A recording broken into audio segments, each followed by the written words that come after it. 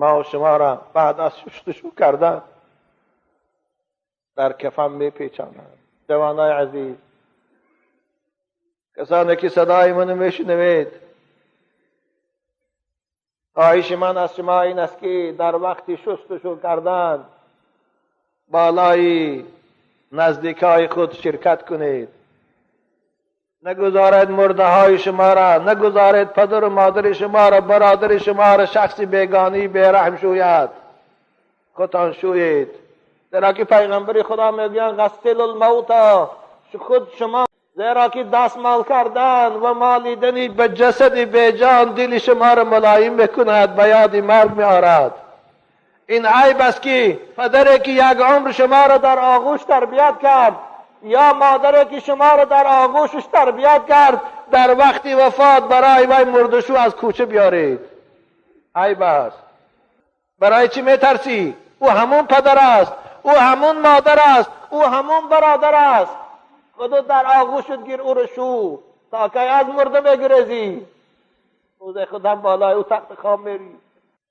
بنابر شستن مرده واجب است.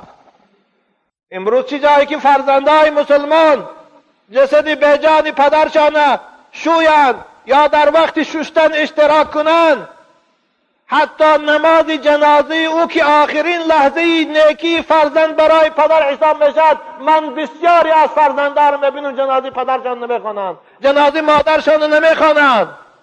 رنگ بیگانه ها بارین فقط اظهار مصیبتشان در چی میکنند؟ در یک پوشیدن جامعه سیاه و در سرشان تاقی موندن. همین. نه، به این پدر و مادر از تو راضی نمیشود، به این روح او مرحوم از تو راضی نیست. آخرین حقی که تو باید همچون فرزند اجرا کنی جنازه او را خوان. ای ناخلاف، جنازه پدرت خوان، جنازه مادرت خوان، جنازه برادرت خوان. این از حقی فرزندی. جنازه پدری تو را دیگران میخوانند، جسد بیجانت پدری تو را دیگران میشویند. جوانای عزیز، خدا شما را عمری دراز کند. این سنت اسلام است، این تعلیم پیغمبر بزرگوارست، این سفارش پیغمبر است. باید هر شخص آداب مرده‌شویی را داند.